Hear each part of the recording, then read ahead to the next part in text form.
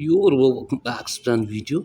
Today we're going to talk about how you can easily fix if your geometry dash is not opening on your iPhone iOS 15.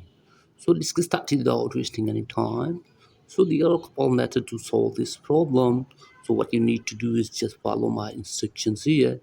The very first thing what you need to do is just force restart your device by pressing and holding the combination of the keys according to your iPhone model, and hopefully this trick will solve your problem. So if this doesn't help you, then go for the second method. For that, what you need to do is just open up here settings app on your device and then scroll it below and tap on general. And here is the iPhone storage, so tap on this. And from here, what you need to do is just upload the specific game from here which is causing you problem. So after doing this, reinstall the app and check whether you have fixed your problem or not. And if the problem still exists there, then what you need to do is just go for the next step.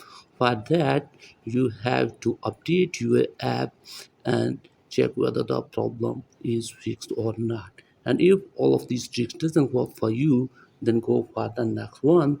For that, what you need to do is just delete the app from here and then reinstall it again and check whether the problem will be solved. So that's it guys for today video. If the video is helpful, please like and subscribe to the channel. Thanks for watching.